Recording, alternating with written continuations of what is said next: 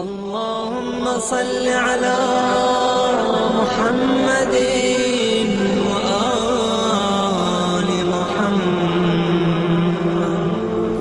اعوذ باللہ من الشیطان الرجیم. بسم اللہ الرحمن الرحیم. ان اللہ و ملائکۃ یصلون علی النبی یا ایھا الذین آمنوا صلوا علیہ وسلموا تسلیما.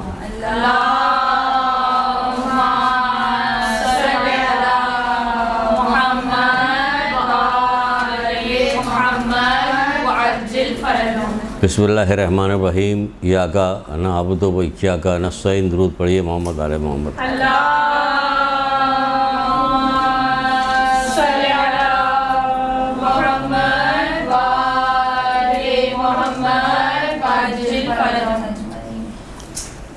ہمارے معاشرے میں جس جہاں ہم رہتے ہیں، ہندوستان پاکستان کا جو معاشرہ وہ ایسا معاشرہ ہے، یہ بہت ساری چیزیں ایسی ہے جو کہ رواج کے ساتھ ساتھ چلتی ہیں. اس کا کوئی فائدہ ہو یا فائدہ نہ ہو، نقصان ہو تب بھی کوئی مسئلہ نہیں. بات سب رواج کے ساتھ ساتھ چلتی ہے. سمجھے؟ رواج یہاں کسی چیز کا اچھائی کا کوئی ایسا رواج نہیں ہے کہ جس سے کوئی دنیا آخرت میں کوئی فائدہ ہو. مثلاً ہم جب بھی آتے ہیں تو جب یہ کہتے ہیں کہ ایاک نعبد و ایاک نستعین، ہم تیری عبادت کرتے ہیں، تجھ سے مدد چاہتے ہیں. کبھی ہم نے غور کیا کہ ہم بار بار ہر نماز میں، اگر کسی نماز میں سورہ حمد نہ پڑھی جائے اور ہر سورہ حمد میں یہ ضرور موجود ہے تو ہم تیری عبادت کا تجھ سے مدد چاہتے ہیں. تو کیا پوری زندگی عبادت کرنے کے بعد ہم نے دیکھا کہ پروردگار کی طرف سے مدد ہوئی یا نہیں ہوئی؟ کبھی ہم نے نہیں غور کیا اپنے عمل کے اوپر. اگر مدد ہو رہی ہوتی مسلسل، بھائی ہمیں مسلسل پیسے بھیج رہا ہوتا تو ہم کافی پیسے والے ہو جاتے. یا اورنگی ٹاؤن میں ہی تھوڑی رہتے، پوری زندگی رہتے ہو تو مسلسل پیسے بھیج رہا ہے تو وہاں پیسہ ہوتا تو مسلسل اللہ تعالیٰ اگر ہماری مدد کر رہا ہوتا تو ہمارے اعمال، ہمارے افکار، ہماری سب چیز تو بلند ہو جاتی نا. لیکن ایسا کچھ نظر نہیں آتا. جیسی مجلسیں ہوتی اسی طرح کی مجلسیں ہوتی، جیسے لوگ چلتے پھرتے ہیں، لوگوں کی شادی بیاہ جیسی ہوتی ویسی ہی شادی بیاہ ہوتی ہے. ہر رسم و رواج، یہاں تک کہ فکر بھی ویسی ہی ہو گئی. فکر ایسی اس لیے ہو گئی کہ کہا جاتا ہے کہ رمضانوں میں ابھی ماہ سیام گزر کے گیا ہے، رمضانوں میں قرآن پڑھیے. کہ ہاں قرآن پڑھا ہے تو قرآن معنی مطالب کے ساتھ پڑھا ہے کہ کسی نے نہیں پڑھا. اگر کسی نے تھوڑا بہت پڑھا تو بس پڑھا ہے. اگر کہا جائے کہ کوئی چیز تو بتائیے قرآن سے، یہاں تک کہ چلے جائیں گے، واپس چلے جائیں گے قرآن سے کچھ بتائیں گے، ایک لائن نہیں بتائیں گے. چلیے پہلے ہم کچھ وہ چیز بتاتے ہیں جو خود انہوں نے تقاضا کیا، پھر اس کے بعد اس کے اوپر بولیں گے جتنا بھی وقت لگ جائے. لیکن تھوڑا سا بدلیے. ایک آدمی ہی اپنے آپ کو بدل لے، دو آدمی ہی اپنے آپ کو بدل لیں، لیکن کوشش کیجیے کہ اپنے آپ کو بدلیے. اس پوائنٹ آف ویو سے بدلیے کہ ہمیں اللہ اور رسول کے مطابق بدلنا اپنے آپ کو. ہمیں دنیا کے لحاظ سے بدلنے سے کچھ نہیں فائدہ ہوگا. دنیا کے لحاظ سے بدلنے کے لیے تو بہت سارے آپ کو برے کام ہیں جو کرنے پڑیں گے جو دنیا کے لحاظ سے بدلیں گے. لفظ کے اشتہار میں آپ کو بھیج دیا جائے تو کیا ہوا؟ بدل کے دنیا کے لحاظ سے ہو تو پھر نتیجہ کیا نکلے گا؟ وجہ صرف اور صرف وجہ یہ ہے کہ آخرت پہ، جیسے کہ قرآن کہیں کہتا ہے یہود نصارہ کے بارے میں کہتا ہے کہ ان کو سر دست آخرت پہ کوئی یقین نہیں. آخرت پہ یقین بہت بلند ترین چیز ہے. سورہ مدثر کی ایک آیت آپ لوگوں کو برابر ہم پیش کیا کرتے ہیں، برابر بتاتے ہیں. لیکن سوال یہ مطلب برابر بتانے سے بھی ہوتا بھی کیا ہے؟ کسی چیز کو نوٹ بھی تو کیا جائے. ہاں بھاری بھرکم کوئی آدمی کوئی بات بتائے تو سمجھ میں آتی ہے. اگر ہلکا پھلکا کوئی آدمی بات بتا دے تو وہ بات سمجھ میں نہیں آتی، جبکہ حوالہ بھی دیا جائے. سورہ مدثر میں بتایا نہیں کہ 4 چیزیں جب جنتیوں نے جہنمیوں سے پوچھا کہ تمہیں کیا چیز دوزخ میں لے کے آئی تو انہوں نے 4 چیزیں بتائی. بار بار یہ والی چیز ہم نے دہرائی ہے یہاں پہ. اگر ہم کسی پوچھ لیں کہ کیا 4 چیزیں بتائیں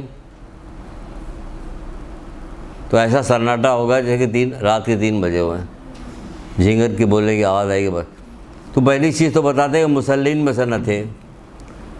جنتی دوزخیوں سے پوچھے یہ وہ والے دوزخی ہیں کہ جن کو جنتیوں کو، جن کے اپنے خیال میں انہیں جنت میں ہونا چاہیے تھا، ان سے پوچھ رہے ہیں سوال.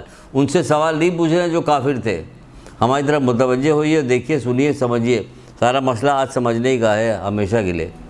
جب سمجھی میں کوئی بات نہیں آ رہی تو لیکچر تو نہ جانے کب سے دیا جا رہا. تو کہا جا رہا کہ وہ جنتی دوزخیوں میں کس سے پوچھیں گے؟ کیا کسی ہندو سے پوچھیں گے؟ کہ آپ پوچھیں گے کہ آپ جناب جو ہے یہاں پہ مودی صاحب آپ یہاں پہ جہنم میں کیا کر رہے ہیں؟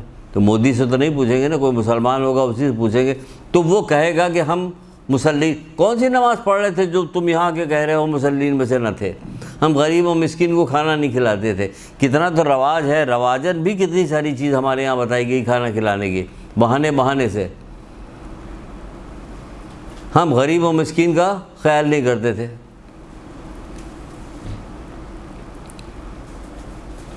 ہم زمانے کی روش کے ساتھ ساتھ چلتے تھے۔ اب بتائیے، ہم زمانے کی روش کے ساتھ ساتھ چلتے تھے۔ اتنی بری چیز ہے زمانے کی روش کہ جو جنتی ہونا چاہیے وہ دوزخ میں چلا گیا زمانے کی روش کی وجہ سے۔ تو ہم زمانے کی روش کے ساتھ چلیں گے؟ تو زمانے کی روش ہمیں اتنی اٹریکٹ کر رہی ہے کہ محمد کا چلنا پھرنا اٹھنا بیٹھنا، ان کا ہمیں اپنی طرف بلانا ہمیں اٹریکٹ نہیں کر رہا۔ ہمیں کیا چیز اٹریکٹ کر رہی؟ زمانے کی روش ہمیں اٹریکٹ کر رہی۔ تو یہ ہیں محمد کے ماننے والے۔ زبانی طور پہ کچھ بھی کہتی رہی ہے یہ دنیا، تو زبانی طور پہ دین کے معاملے میں صرف زبانی طور پہ گفتگو ہوتی ہے، باقی چیزوں کے معاملے میں خالی زبانی گفتگو پہ کوئی بھی یقین نہیں کرتا۔ اگر آپ کسی رشتہ دار کی ہمیں زبانی کوئی بات کیجیے تو ہم بڑی خوشی سے، آپ کے بچی کی شادی میں بہت ہم لوگ بہت خوشی آئیں۔ جب آپ چلی جائے گی تو ہزاروں سلواتیں آپ کو سنائیں، یہ خوشی آئی تھی، ایک ٹکڑا مٹھائی کی تو لائی نہیں، کہا جائے گا کہ نہیں کہا جائے گا؟ تو بھائی زبانی طور پر صرف دین کے بارے میں زبانی گفتگو ہوتی، کرنا دھرنا کچھ نہیں ہوتا۔ تو کہا جاتا ہے کہ اللہ قبول کرنے والا ہے، تو اللہ کیا چیز قبول کرنے والا ہے؟ بھائی 1,24,000 انبیاء بھیجنے کی ضرورت کیا تھی جو اللہ قبول کرنے والا ہے؟ کچھ بتایا بھی تو ہے تبھی تو قبول کرنے والا ہے۔ تو زمانے کے روش کے ساتھ ساتھ ہم زمانے کے روش کے ساتھ ساتھ چلتے، تو زمانے کے روش کے ساتھ یہی چلتے۔ تو بہرحال بات کہاں سے کہاں جا رہی ہے ہم آپ کو بتا رہے۔ پہلے سورہ یہ سن لیجئے، سورہ رعد بنے بادلوں کے گرجنے کو رعد کہتے ہیں۔ بادلوں گرجنے کی یہ تسبیح ہے، بادلوں گرجنا جو ہے یہ تسبیح ہے۔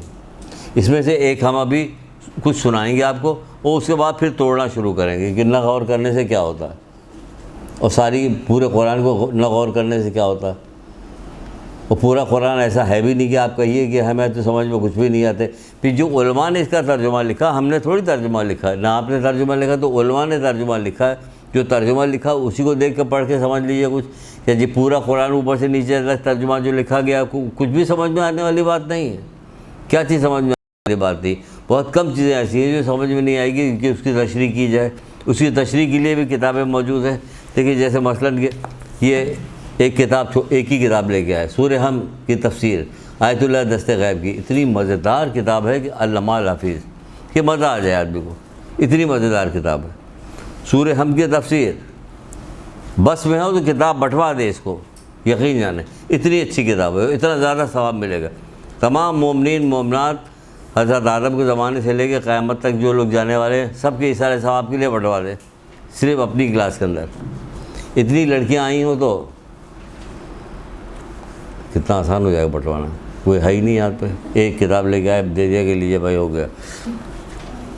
تو بہرحال یہ دیکھیں تفسیر جو ہے وہ یہ ہے، تو آگے کی بات بتائی جاتی ہے بلد، لیکن عام لوگوں کے لیے تو آسان ہے نا۔ ہم تیری عبادت کرتے ہیں، تجھے مدد چاہتے ہیں، یہ آسان جملہ نہیں ہے، لیکن کبھی غور نہیں کیا کہ مدد تو ہمیں ملی نہیں آج تک، جیسی نماز ہم پڑھ رہے تھے ویسے ہی پڑھ رہے ہیں، آج تک پڑھ رہے ہیں۔ اس میں زیر زبر کی بھی جو غلطی تھی وہ وہیں کی وہیں ہے، اب تک ٹھیک نہیں ہوئی ہے نا۔ تو یہ مدد ہو رہی ہے اللہ کی۔ اور بہت آیت اللہ دست غیب کی اسی کتاب میں لکھا ہے کہ اللہ کی عبادت ایسی چیز ہے کہ جس کے لیے ہر نماز میں یہ جملہ کہنا پڑتا ہے کہ میں تیری عبادت کرتا ہوں، تجھے سے مدد چاہیے، یعنی ایسی چیز ہے یہ نماز، یہ عبادت اللہ کی، کیونکہ اس سے ملنے کیا والا ہے، ہمیشہ باقی رہنے والی آخرت ملنے والی، ہمیشہ باقی رہنے والی آخرت کے بارے میں کبھی کچھ بتایا ہی نہیں جائے۔ جو بچیاں پیچھے بیٹھی ہوئی ہیں ان میں سے کسی سے پوچھ لیا جائے بیٹا ذرا آخرت کے بارے میں تو بتاؤ، لیکن کسی مشہور ڈرامے کے بارے میں پوچھا جائے بیٹا یہ میچ آج کل جو فٹ بال میچ ہاکی میچ جو پاکستان میں دنیا میں ہو رہا ہے، اب بتائیے آپ لوگوں کو پسند ہے؟ سب بول رہے ہیں نہیں سر ہاکی میچ کہاں ہو رہا ہے، وہ تو کرکٹ میچ ہو رہا ہے، یہ پتہ ہے۔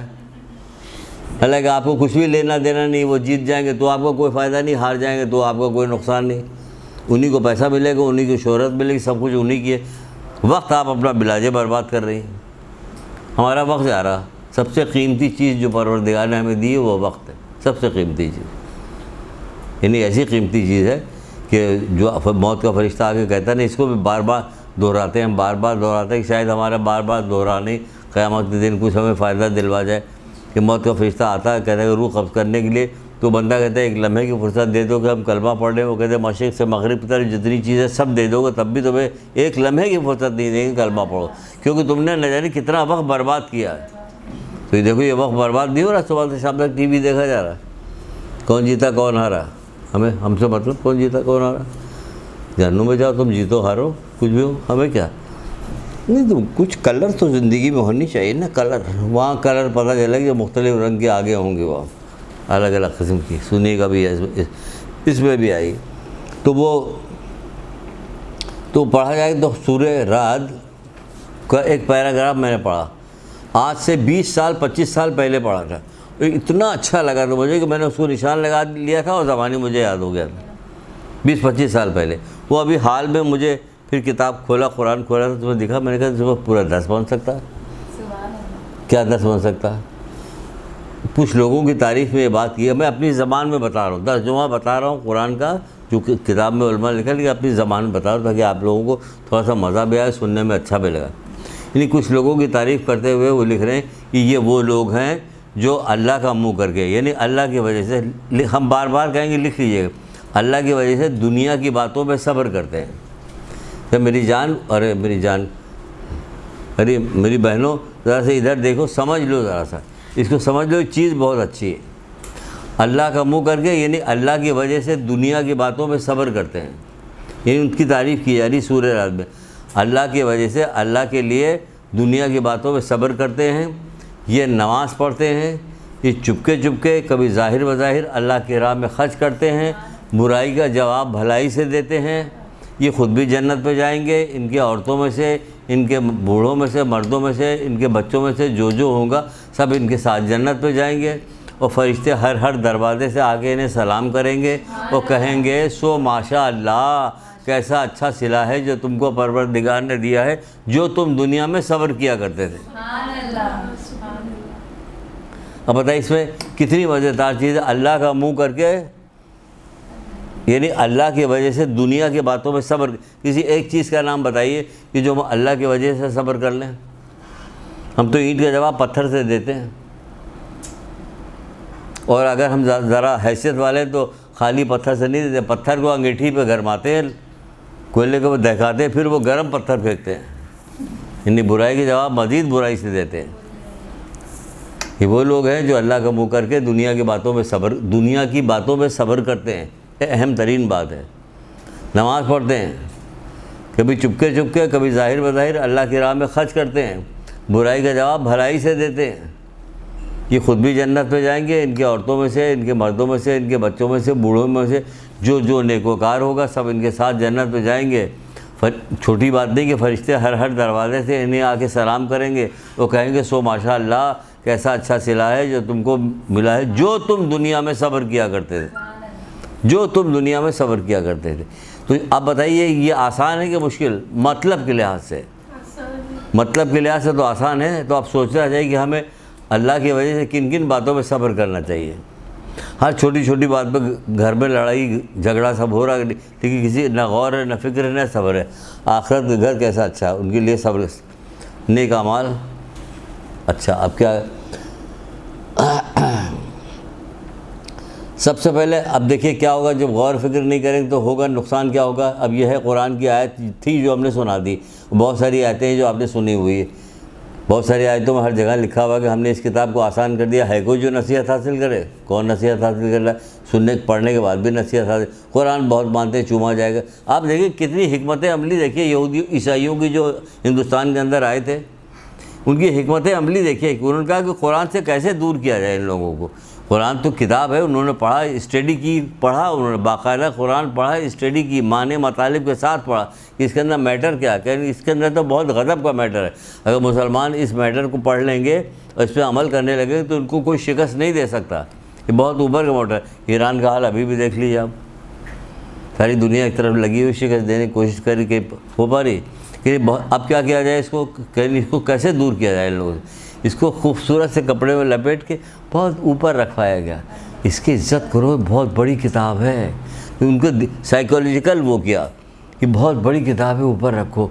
ये ऊपर रखी जाने लगी किताब, लोग चूमने लगे। کے اوپر رکھی جاتی ہے، ادھر پیر کر کے مت لیٹو، ادھر فلانا کر کے نہ، ارے یہ تو ہر وقت لیے چلنے والی کتاب تھی، ہر وقت ساتھ لے کے چلے، گلے میں لٹکانے والی کتاب تھی۔ جو لوگ کہتے تھے گلے میں لٹکاؤ تو گلے میں لٹکائے، وہ والا گلے میں لٹکائے نہیں، تعویذ بنا کے لٹکائے ہو، بس گلے میں لٹکائے، مطلب یہ کہ ہر وقت اس کو سامنے رکھو کہ قرآن کیا کہہ رہا، اس کے مطابق عمل کرو، اور آسان ہے۔ بہرحال تو رسول اللہ کہہ رہے ہیں، کیا کہہ رہے ہیں؟ سب سے پہلے خدا عز و جل جبار کے سامنے میری حاضری ہوگی، اور پھر جو ہے خدا کی کتاب آئے گی، اور پھر میرے اہل بیت آئیں گے۔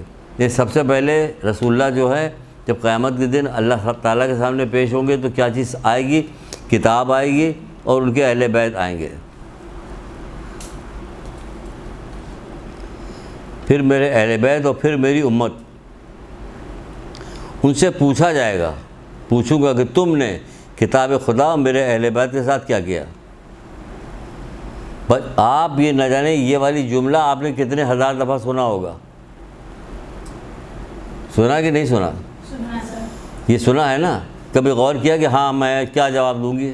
جب وہ کہہ رہے ہیں کہ میں پوچھوں گا تو سوال یہ پیدا ہوتا ہے کیا پوچھیں گے؟ نہیں، خالی کتاب میں لکھا ہوا، بس چھوڑو، کون پوچھتا ہے؟ بھول جائیں گے رسول اللہ وہاں پہ قیامت کے دن، نعوذ باللہ۔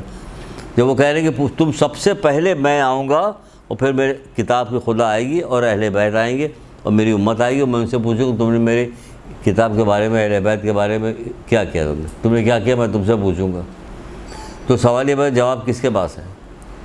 چومنے چاٹنے والا جواب ہے، اور اہل بیت کے لیے نظر و نیاز والا جواب۔ اس کے بعد تو کیا کبھی کسی نے بتایا کہ ہم نے یہ جو جملہ ہے یہ اس کے آگے ہمیں کرنا کیا ہے؟ جو قرآن کے بارے میں اچھا آگے اگر قرآن کو ماننے کے ساتھ آپ نے آج سے پڑھنا شروع کر دیا، ایک ایک لائن کر کے پڑھنا شروع کر دیا، ایک ایک پیج کر کے پڑھ، تو آپ کو ان تمام چیزوں کا جواب اس میں مل جائے گا۔ سورہ جو کہا تھا سورہ، ایک سورہ مدثر آ گیا، سورہ قمر، سورہ قمر میں تو وہ ہے یہ جو کتاب ہے، ہم نے اس کتاب کو آسان کر دیا ہے، کوئی جو نصیحت حاصل کرے، سورہ مدثر ہو گیا۔ ایک اور سورہ ہے فرقان، ہدایت کرنے والا، یہ سورہ فرقان یعنی ہدایت کرنے والا، آیت کا نشان 30۔ اب سنیے، لکھنے نہیں دیں گے اب، کیونکہ میٹر اتنا زیادہ، ابھی تو ہم اصل میٹر پہ آئے نہیں ہیں، اتنا زیادہ کہ پتہ نہیں اس دفعہ ختم ہوگا کہ آگے جائے گا۔ سورہ فرقان سنیے گا، سنیے پلیز سنیے۔ علماء آتے ہیں آپ کو جو وسیع والی باتیں وہ بتاتے ہیں، آپ ذرا ویسی باتیں بھی تو سنیے جو کام کرنے کی ہو۔ سورہ فرقان آیت کا نشان تھی، جب قیامت برپا ہوگی تو پھر کیا ہوگا؟ قرآن کہہ رہا، یہ میں نہیں کہہ رہا ہوں۔ اب آپ سوچیے قرآن کہہ رہا ہے تو کہہ رہا ہے، پھر جب قیامت برپا ہوگی تو اللہ کے رسول پروردگار سے شکایت کریں گے۔ جب قیامت برپا ہوگی تو اللہ کے رسول پروردگار سے شکایت کریں گے، اے میری مالک، میری امت نے اس کتاب کو بیکار جانا۔ تو جواب کیا دیجیے گا کہ ہم نے تو ایک لائن بھی نہیں پڑھی تھی اس کے معنی مطالب کے ساتھ کہ سمجھتے اس پہ عمل کرتے، ایک لائن نہیں پڑھی، سورہ حمد نہیں پڑھا ہم نے کہ مجھے ان کے راستے پہ چلا جن پہ تیری نعمتیں نازل ہوئیں۔ تو کن کے راستے پہ کہا جائے؟ اگر آپ سے پوچھے، مثال کے طور سے آپ سے پوچھے کہ اس لائن کے کیا معنی ہے، مجھے ان کے راستے پہ چلا جن پہ تیری نعمتیں نازل ہوئی، تو آپ کیا کہیے گا؟ اہل بیت کے تھے۔ ابھی پھر سورہ رات پہ آ جائے، اہل بیت تو برائی کے جواب بھلائی سے دیتے تھے۔ سورہ رات میں ابھی اس میں بھی یہی کہا گیا کہ یہ برائی کے جواب بھلائی سے دیتے ہیں، وہ تو برائی کے جواب بھلائی سے دیتے تھے۔ ہم ان کے راستے پہ چل رہے ہیں، پورے معاشرے کے اندر تہلکہ مچا ہوا ہے لڑائی جھگڑے کا۔ ابھی محرم آ رہا، مزید بڑھ جائے گا۔ محرم اصلاح کے لیے آیا تھا۔ چھٹے امام کا قول سناؤ، ہمارا تو آنا۔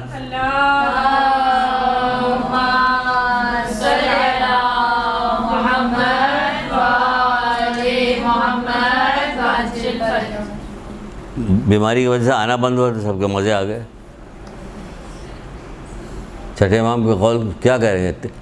امام حسین اسلام نے اپنی جان تیری راہ میں قربان کر دی تاکہ تیرے بندوں کو جہالت و گمراہی سے نجات دلا دے۔ یہی تھا نا، محرم آ رہا، جہالت و گمراہی سے نجات دلانے والا مہینہ آ رہا، جس میں امام حسین اسلام کی قربانی دی، تو وہ تو محرم کے زمانے میں تو مزید فساد برپا ہو جاتا۔ مجلس کس چیز پہ فساد برپا ہوتا ہے؟ تبرک کے اوپر فساد برپا ہوتا ہے. کیا فساد؟ اگر تبرک کے اوپر یہ کہا جائے کہ اس کے بنیاد پہ ریاکاری کی بنیاد پہ تبرک بانٹا ہے تو یہ فساد نہیں ہے؟ کہ ہمارے یہاں تو چکن ٹکا بٹا تھا. مثال کے طور پر ایک بات کہہ رہے ہیں تو کہ یہ ریاکاری ہوئی نا، تو یہ ریاکاری فساد تو ہے. ان سے پڑھوایا ان سے نہیں پڑھوایا تو ان دونوں بہنوں میں لڑائی ہو گئی کہ ہم سے کیوں نہیں پڑھوایا، اس پہ لڑائی ہو گئی. اب پڑھوا کے دکھا لیں ہمیں، اب ہم ان کے یہاں کبھی نہیں جائیں گے. ہوتا کہ نہیں ہوتا؟ یہی سب ہوگا. پورے محرم یہی چرچا چلتا رہتا ہے، ایک دوسرے کی غیبت ہوتی رہتی، ایک دوسرے کی مذمتیں ہوتی رہتی. یہ ہو رہا ہوتا.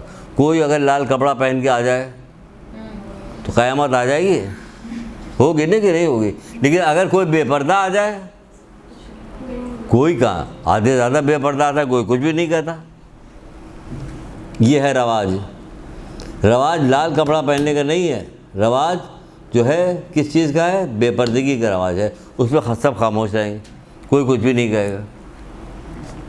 تو جب وہ کہہ رہے ہیں کہ اہل بیت کے بارے میں، قرآن کے بارے میں ہم پوچھیں گے، تو جب پوچھیں گے رسول اللہ تو ہم کیا جواب دیں گے؟ کوئی جواب ہے ہمارے پاس؟ ہمارے پاس تو جواب نہیں ہے. اہل بیت کے بارے میں پوچھیں گے، اتفاق سے ہم آنے لگے تو کتاب اٹھا لیا یہ میں نے،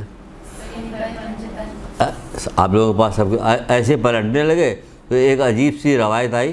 میں نے کہا یہ روایت بھی تو آج پیش کی جا سکتی ہے.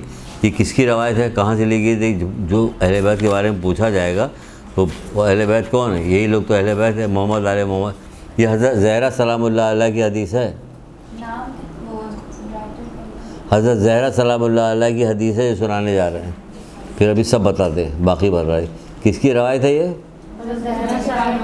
تو درود کہاں ہے؟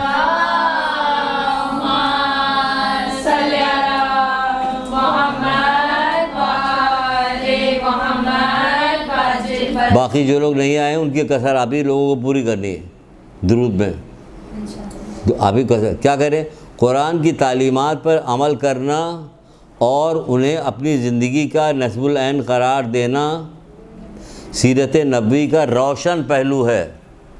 کتنی اچھی حدیث ہے، کتنی اچھی دعوت ہے.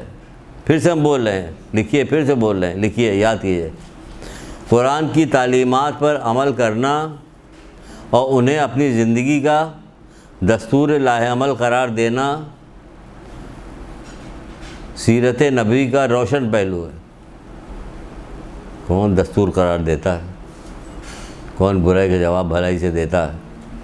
کون چپکے چپکے رائے خدا میں خرچ کرتا ہے؟ لکھ لیا؟ آگے چلیں. ایک تو یہی آ گیا، وہ کہہ رہے ہیں قرآن نے اہل بیت پوچھیں گے. پوچھا تو اہل بیت کے بارے میں، اہل بیت تو یہ کہہ رہے ہیں اپنے بارے میں بھی، ان کے بارے میں بھی ہو گیا، قرآن کے بارے میں بھی ہو گیا. ایک چیز سے دو شکار ہو گیا. یعنی کہہ کون رہا کہ حضرت زہرا کہہ رہی کہ دستور لاہ عمل کیا بناؤ، کس چیز کو بناؤ؟ کو قرآن کو بناؤ. اور وہ کہہ رہی کہ بناؤ. اور قرآن بھی یہی کہا جائے کہ پوچھا ہے میری امت، پوچھا جائے کہ تم نے اس کے بارے میں کیا کہا. مجھے پتہ ہی نہیں ہم نے کیا کہا، نہیں پتہ کیا کہا. کتنی چھوٹی چھوٹی سوریں ایسی ہیں جو ہم آپ کو زبانی معنی اس کے یاد ہم زبانی ابھی سنا سکتے ہیں، زبانی. اور سب وہ ہیں کہ جس کے معنی مطالب نکلتے ہیں کہ جس کے لیے کچھ کام کیا جائے، جس کے اوپر کچھ کام اپنی زندگی کیا جائے. سورہ ہم سے لے کے آخر تک زبانی. ابھی سنا دیں گے. ہم کوئی یاد کر کے نہیں آئے، نہ ہم کوئی والا وہ ہے کہ قرآن پڑھانے جاتے ہیں کہیں بیچ میں سے کوئی چیز آ گئی، کبھی نکل آئی تو نکل آئی. ایسے تو ہم نہیں جاتے نا، زبانی یاد کہ وہ کہی گئی. مطلب یہی کہ اگر کوئی کہتے کہ بہت مشکل کتاب ہے تو ہم فوراً حوالہ دیں گے کہ قرآن تو کہہ رہے کہ ہم نے اس کتاب کو تمہارے لیے آسان کر دیا ہے، کوئی جو نصیحت حاصل کرے. ہم نے آسان کیا بھی تو کس لیے کیا؟ اس لیے کہ تاکہ نصیحت حاصل کرو. کوئی پیسو پیش نہ کرو، کوئی ہیلے بہانے مت لگاؤ کہ اتنی مشکل تھی ہم نصیحت کیسے حاصل کرتے، کہ تم نے سورہ ہم سے نصیحت حاصل نہیں کی. اب سے سوچ لیجئے کہ بات کہی جا رہی تو کچھ کیا جائے. آخر ایک دن موت کی وقت معین ہے، موت آئے گی. چاہے کتنی لمبی زندگی کسی کی نہ ہو، موت آئے گی. ایک لمحے میں آدمی جاتا ہے یہاں سے وہاں. پھر باہر کے پیچھے کے لوگ پچھتاتے رہ جاتے ہیں، یا ہاتھ ملتے رہ جاتے ہیں، یا چیختے چلاتے رہتے ہیں. اس سے کچھ نہیں ہے. تو جو گیا وہ گیا. مجھے ان کے راستے پر چلا جن پہ تیری نعمتیں نازل ہوئی تھی. ان کا راستہ پوچھو نا کہ ان کی نعمتیں کیا نازل ہوئی تھی، ان کا راستہ کیا تھا. بی بی سیدہ کی مجلس آتی ہے، ہر ائمہ کی شہادت ولادت کی مجلسیں آتی ہیں، کیا اس میں بتایا جاتا ہے کہ ان کے راستے پہ چلنے کے لیے ہمیں کیا کرنا ہے؟ یہ چھٹے امام کی جو شہادت آ رہی ہے مثال کے طور پہ، درود پڑھیے،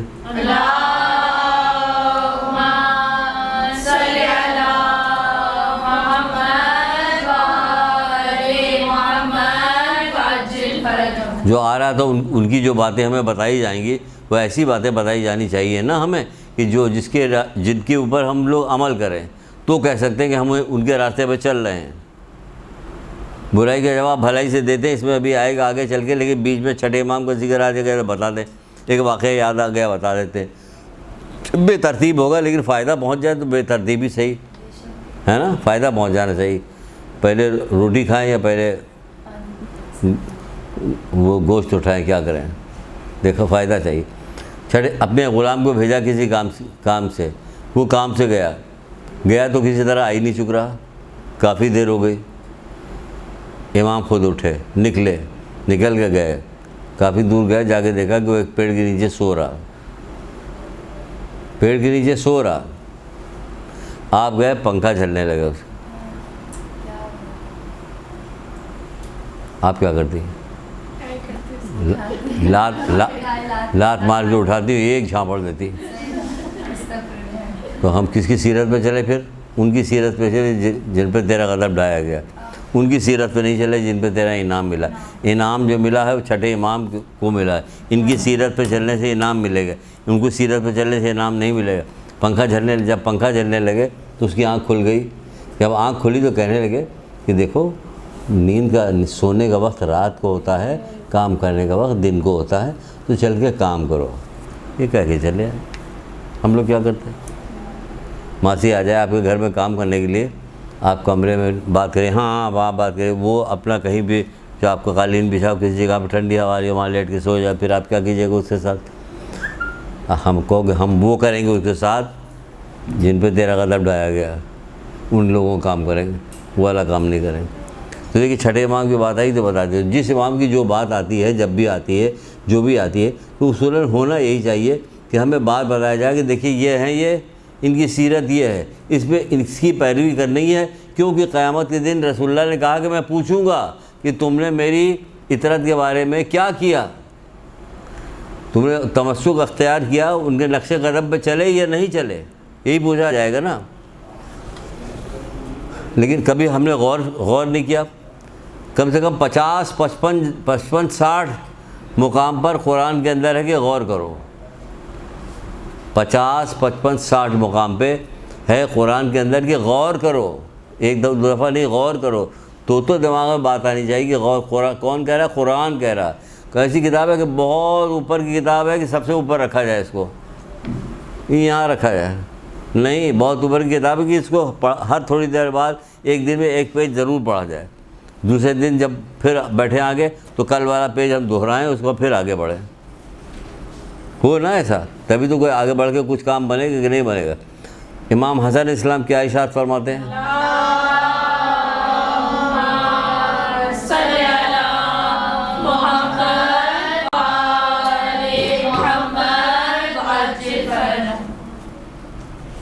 کس طرح سے؟ اچھا، ان لوگوں نے کس طرح سے کہا؟ کئی طرح سے کہا۔ اس طرح سے بھی کہا ہے کہ بعض لوگوں کو سمجھتے ہیں کہ واقعی یہ ہمارے عاشق ہیں تو لاؤ اس انداز میں کہہ لیں، بعض لوگوں کا شاید یہ لاؤبالی ہیں تو چلو اس انداز میں بات کرتے ہیں، بعض لوگوں سے کہا کہ روا روی میں ایمان لے آئے ہیں، چلو ہمارے ساتھ ہیں تھوڑا بہت تو چلو ان سے ایسے کہا جائے۔ ہر طرح کے آدمی کو ہر طرح کی بات کی۔ امام حسن علیہ السلام کیا ارشاد فرماتے ہیں؟ میں تمہیں اللہ کے تقوی پہلے سن کر سمجھ لیا کریں، تب لکھا کریں۔ پہلے سن کے سمجھ لیا کریں، پھر کہا کہ اب بولیے تو میں لکھ لوں۔ پہلے لکھنے لگتی تو آدھی بات کان میں جاتی، آدھی نہیں جاتی، آدھی پیپر پہ جاتی ہے، تو اس کے بعد جب سنایا جاتا تو کچھ سمجھ میں نہیں آتی، ٹھیک سے سمجھ میں نہیں آتی۔ پہلے سن لیجئے، سمجھ لیجئے۔ کیا کہتے ہیں؟ میں تمہیں اللہ کا تقوی اور دائمی غور فکر کی دعوت دیتا ہوں، وصیت کرتا ہوں۔ دائمی مطلب سمجھیے، ہمیشہ، دائمی یعنی ہمیشہ کی غور فکر کی وصیت کرتا ہوں۔ پھر سے سنیے، میں تمہیں اللہ کا تقوی اور دائمی غور فکر کی وصیت کرتا ہوں. نصیحت بھی نہیں کرے، وصیت کرے جو اس سے قیمتی ہو. وصیت کرتا ہوں کیونکہ غور فکر ہر اچھائی کے ماں باپ ہیں. کیونکہ غور فکر ہر اچھائی کے ماں باپ ہیں. ہم لوگ کہاں غور فکر کرتے ہیں؟ کس چیز کے بارے میں غور فکر کرتی ہیں؟ نہیں کرتے. عادت ہی نہیں ڈالی، نہیں عادت نہیں ڈالی گئی نا. کوئی بچہ غور فکر کر رہا ہوتا،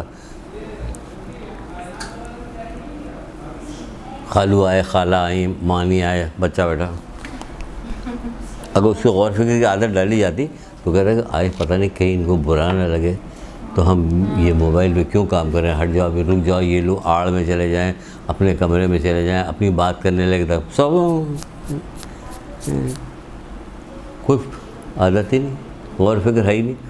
بتائے تو 55-60 جگہ پہ موجود ہے قرآن میں غور فکر کرو. تم غور کو بہت کم کام میں لاتے. کیسے کیسے قیامت خیز واقعات ہیں غور فکر کے اوپر، قیامت خیز واقعات ہیں غور فکر کے اوپر.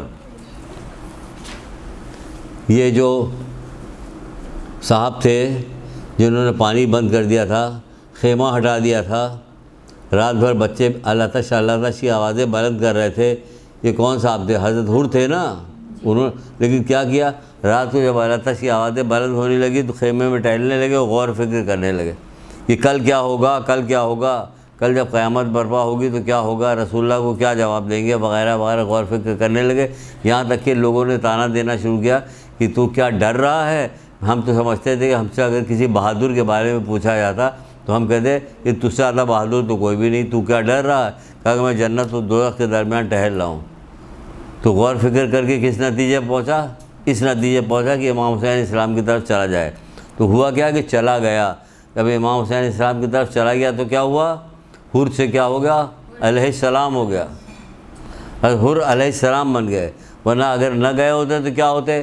یزیدی لشکر کے جتنے بڑے بڑے لوگ کے ناموں کے ساتھ ہم لوگ جو کچھ کہتے ہیں وہی اس کو بھی کہہ رہے ہوتے. لیکن کہاں سے کہاں چلا گیا؟ حر کہاں سے کہاں چلا گیا؟ کسی عالم کے بارے میں ہے، نام ان کے عالم کا مجھے نہیں پتہ، کہ کہا جاتا ہے کہ حضرت حر کے مزار پہ پہنچے تو پہتینے کھڑے ہو گئے، اور کھڑے ہونے کے بعد کہنے لگے میں سید ہوں، عمر میں تم سے بڑا ہوں، علم میں تم سے زیادہ ہوں، لیکن تمہارا مقابلہ نہیں کر سکتا. اللہ اکبر. ٹھیک ہے، میں تمہارا مقابلہ نہیں کر سکتا. کیا کس چیز سے؟ غور فکر سے. پھر وہ جو بچیاں بیٹھی ان سے کہیں بیٹا آپ غور فکر کیجیے گا آپ غور فکر. کہ پتہ نہیں کون آ گئے، اچھا بھلے بیمار پڑے ہوئے تو بلاجے ٹھیک ہو گئی ہے، پتہ نہیں کہاں سے ٹھیک ہو گئے، خام کے لے آ گئے. کون کب کرو گے غور فکر؟ مرنے کے بعد تو جو پسماندگان میں سے جو لوگ رہ گئے وہ غور فکر کریں، ہم تھوڑی کریں گے. غور فکر تو ہم ہی کو کرنا. تو کہہ رہے ہیں کہ وہ کیا کہہ رہے ہیں؟ وہ کہہ رہے ہیں کہ میں تمہیں دائمی غور فکر کی وصیت کرتا ہوں، کیونکہ غور ہر اچھائی کے ماں باپ ہیں. یعنی دونوں، خالی مانی ماں باپ ہیں. ہاں، ہر اچھائی کے ماں باپ ہیں، کیونکہ غور فکر ہر اچھائی کے ماں باپ ہیں.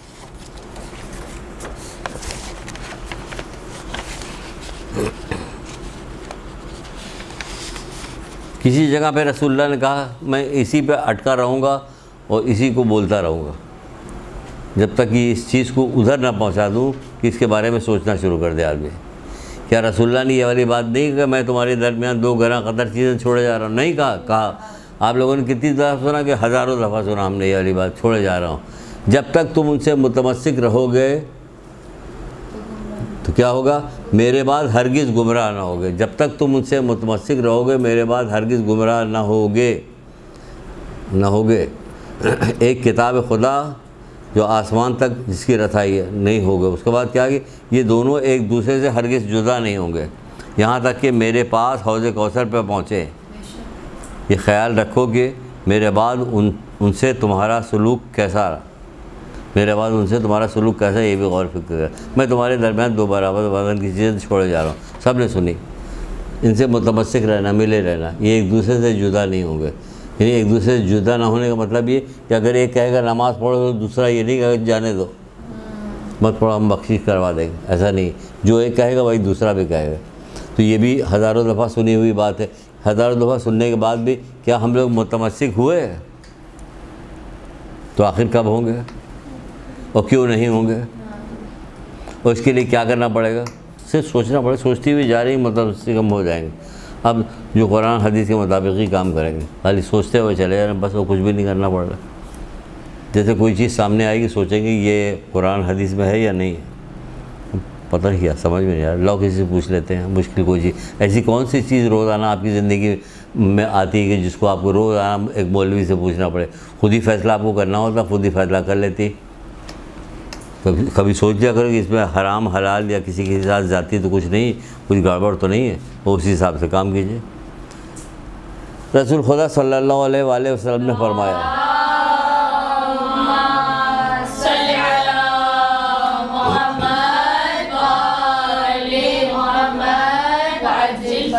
آپ کیا فرماتے ہیں؟ آپ فرماتے ہیں کہ جہنم میں ایک وادی ہے، اس کی گرمی اور حرارت سے اہل دوزخ جو ہے دن میں 70 مرتبہ فریاد کرتے ہیں.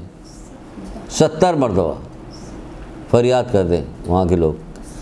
آپ سے پوچھا گیا کہ اس عذاب میں کون لوگ مبتلا ہوں گے، اس عذاب میں کون لوگ مبتلا ہوں گے؟ کہ ایسے اس میں بھی کتنی فکر کرنے کی باتیں، لیکن یہ ہماری سمجھ میں نہیں آئی ہے. لیکن ہم سوچ سکتے ہیں کہ دوزخ میں 70 مرتبہ فریاد کریں گے. دوزخ کی آگ ایسی ہوگی، حرارت ایسی ہوگی کہ اہل دوزخ دن میں 70 مرتبہ سے فریاد، ان دوزخ میں ہیں وہ فریاد کر رہے ہیں. یہاں انگلی پہ اگر آواز نہیں نکلے گی، فریاد کرتے. کیا فریاد کر رہے ہیں؟ فریاد کرتے. پوچھا جائے گا یہ کون لوگ ہیں؟ کہا جائے آپ نے فرمایا اس عذاب میں قرآن کو ماننے والے، اس عذاب کو سن لیجئے، اس عذاب میں قرآن کے ماننے والے شراب خور اور تارک الصلاۃ مبتلا ہوں گے. اس عذاب میں کون کون لوگ ہوں گے؟ تارک الصلاۃ ہوں گے اور شراب پینے والے ہوں گے. کون لوگ؟ جو قرآن کو ماننے والے، قرآن کو ماننے والے. اب بتائیے قرآن کا ماننا کافی ہو گیا؟ کہاں کافی ہوا؟ قرآن کو ماننے والے تارک الصلاۃ اور شراب پینے والے ہوں گے. اس کے اندر ہے قرآن. ابھی سب اسی چل رہا، سورہ رات پہ تو ابھی آئے نہیں. سب یہی چل رہا کہ پہلے تو قرآن کو تو دیکھ لیں، قرآن ہی نہیں مان رہے تو اس میں سے ایک آیت سنا کے فائدہ کیا ہوگا؟ پھر رسول اللہ نے فرمایا، رسول خدا صلی اللہ علیہ وآلہ وسلم نے،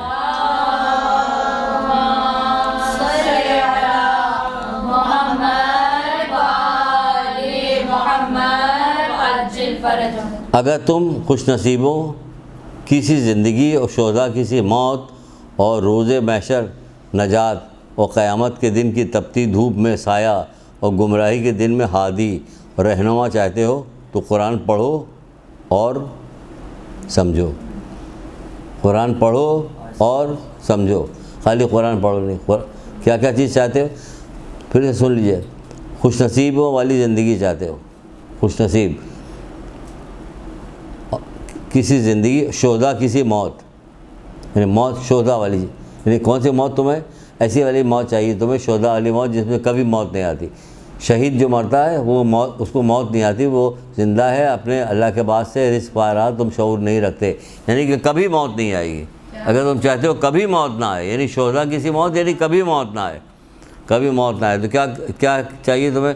شہداء کسی موت اور روز حشر نجات اور قیامت کے دن کی تپتی دھوپ میں سایہ چاہیے تو، اور گمراہی کے دنوں میں ہادی اور رہنما چاہیے تو قرآن کو پڑھو اور سمجھو. قرآن کو پڑھو اور سمجھو. پہلے بہت سستی کتاب ہے، سستی کا مطلب کم قیمت کی ہے. ایک دفعہ چسکا پڑ گیا آپ کو تو خریدتی رہیے گا. یہ کیا ہے؟ سورہ حمد کی تفسیر ہے، خریدتی رہیے گا. سورہ رحمان کی تفسیر ہے، سورہ یاسین کی تفسیر ہے، سورہ حدید کی تفسیر ہے. بہت ساری تفسیر موجود ہے آیت اللہ دست غیب کی، کچھ موٹی کچھ پتلی وغیرہ وغیرہ موجود ہے. لیکن یہ مجھے اتنی مزے سب ہے میرے پاس. یہ بہت اچھی کتاب ہے، بہت ہی مزیدار کتاب ہے، بہت مزہ ہے، عقل بڑھاتی ہے. ایک دفعہ پڑھنے سے کام نہیں چلے، کئی بار پڑھیے گا عقل بڑھے گی اس سے. سمجھ لیا آپ نے؟ کیا سمجھ لیا؟ یہی سمجھ لیا کہ ہمیں اگر چاہیے تو قرآن کو، اس میں صرف ایک ہی جملہ ہے جو اوپر جتنے فائدے بتائے گئے ہیں، جتنے سب کیا، قرآن کو پڑھو اور سمجھو. سارا زور اسی پہ ہم دے رہے ہیں، قرآن کو پڑھو اور سمجھو، اسی پہ سب لے کے آئے ہیں۔ امیر المومنین علی ابن ابی طالب ارشاد فرماتے ہیں،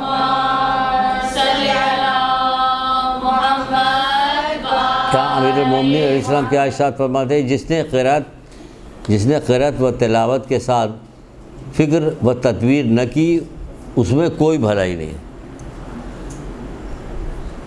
جس قرأت و تلاوت کے ساتھ فکر و تدبیر نہ ہو اس میں کوئی بھلائی نہیں۔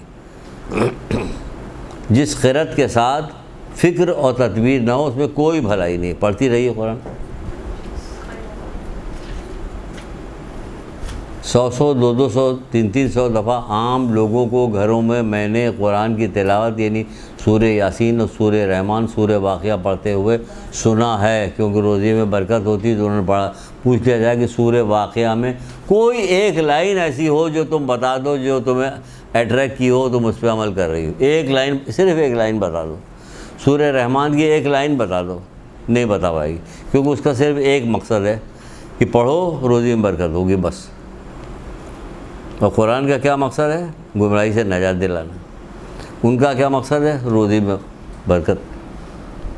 تو ایک لائن نہیں بتا پائے گا کوئی، گارنٹی کے ساتھ بات کر رہا ہوں کہ اس میں ایک لائن نہیں بتا پائے گا، کہ ایک لائن بتا دیں۔ تمسک یعنی کتاب الہی اور اطرت پیغمبر کے دکھائے ہوئے راستے پہ چلنا، اس کو کہتے ہیں تمسک۔ یعنی کتاب الہی اور اطرت پیغمبر کے دکھائے ہوئے راستے پر چلنا، اس کو کہتے ہیں تمسک۔ اس سے وابستہ ہیں، ان کے دکھائے ہوئے راستے پہ ہم چل رہے ہیں، ہاں چل رہے ہیں بس، صحیح ہے۔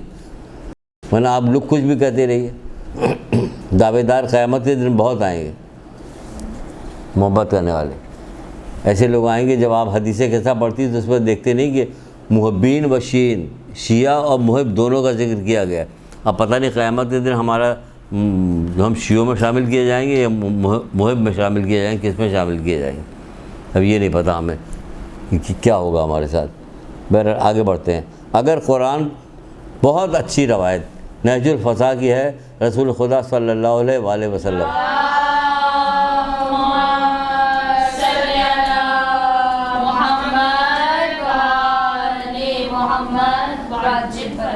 یہ بھی گلے میں لٹکانے والی حدیث ہے۔ ساری حدیثیں ایسی چنی ہوئی ہیں کہ ہیرے سے لکھی جائیں، ہیرے سے لکھی جائیں، سونے کے پانی سے لکھی جائیں۔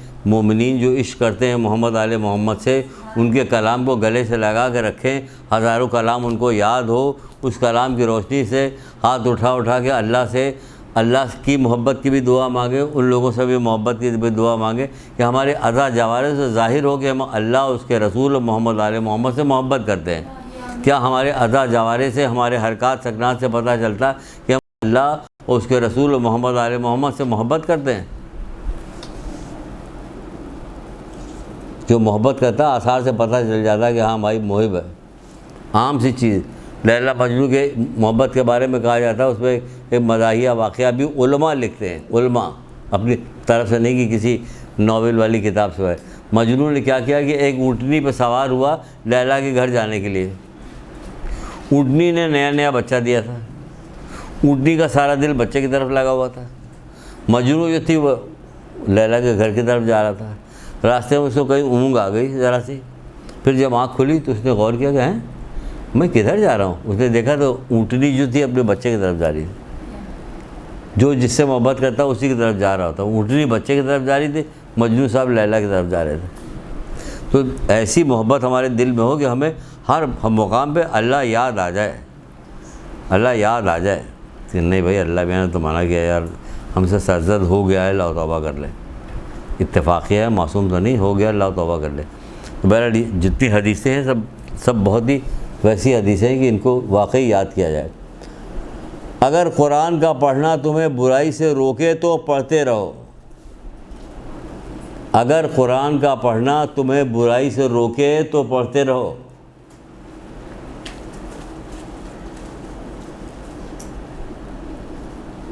اگر قرآن کا پڑھنا تمہیں برائی سے روکے تو پڑھتے رہو، یعنی کہ سمجھ کے پڑھنا ہے، اس کا مطلب یہی ہوا نا کہ سمجھ کے پڑھنا ہے۔ لیکن جب تمہیں نہ روک سکے تو گویا تم نے قرآن پڑھا ہی نہیں، جب نہ روک سکے تو گویا تم نے قرآن پڑھا ہی نہیں، صرف زبانی تلاوت کر کے بند کر دیا۔ امام حسن اسلام ارشاد فرماتے ہیں ایک مقام پہ، اس میں ایک لائن بتائیں گے،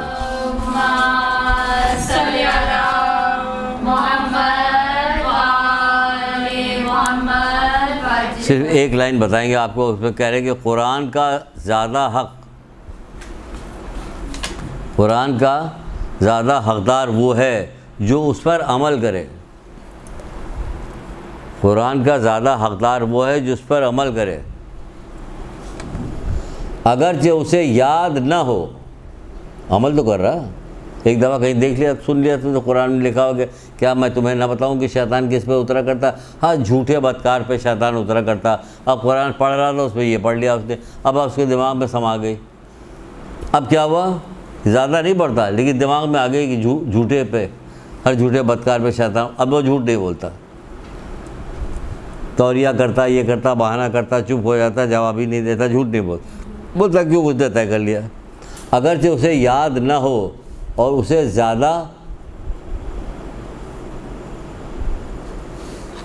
زیادہ دور وہ شخص ہے کہ اس پر عمل نہ کرے، اگرچہ اسے پڑھتا رہتا ہو، اسے یاد ہو، نہیں برابر پڑھتا رہتا ہے لیکن دور ہے وہ، کیوں؟ کہ اسے کچھ یاد ہی نہیں، بیکار ہو گیا۔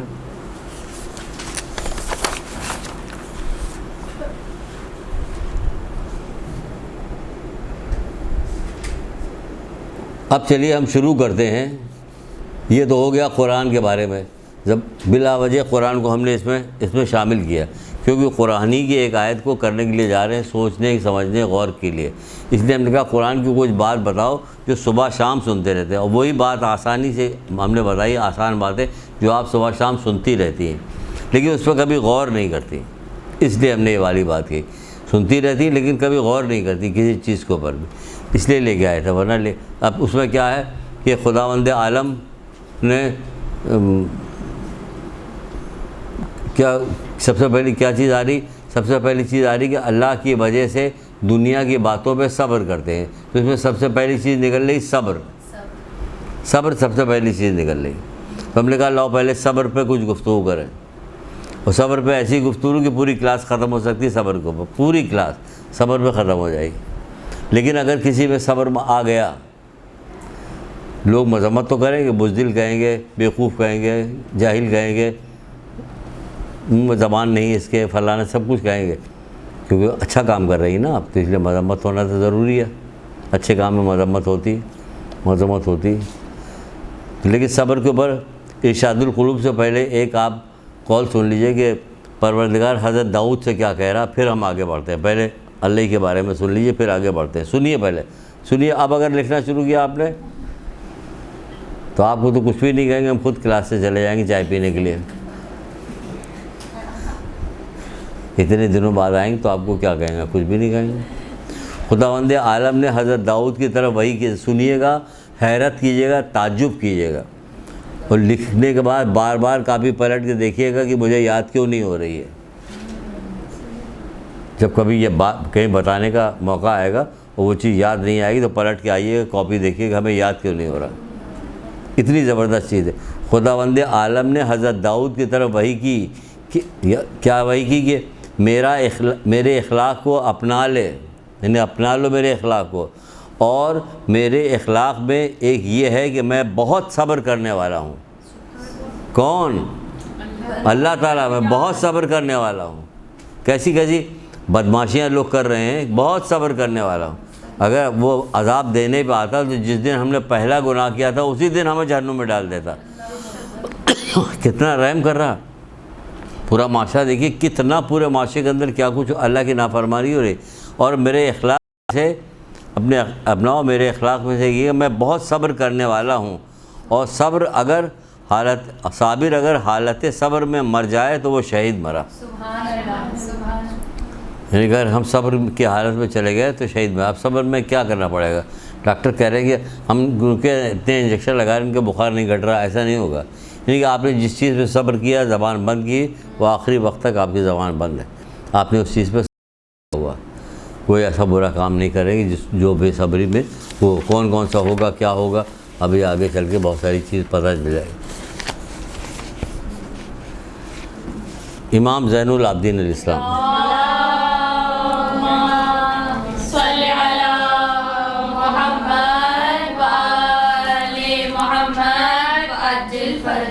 بہت حسین آدمی کی تعریف ہوگی، یہ لڑکی بہت حسین ہے، یہ لڑکا بہت خوبصورت ہے، جوان ہے، بہت اچھی پوسٹ کے اوپر ہے، بہت اچھا کماتا ہے، بہت بڑی گاڑی اس کے پاس ہے، اس کے باپ کا بہت بڑا بنگلہ ہے، یہ امریکہ میں 25 سال رہا، وہاں سے آیا، ابھی بھی امریکہ میں ان کا ایک مکان ہے. یہ جتنی دنیاوی، جتنی مال دولت، جتنی چیزیں ہوں گی، سب کا تذکرہ کر کے اس کی تعریف کی جائے گی. کبھی کسی صابر کی تعریف بھی کی گئی ہے؟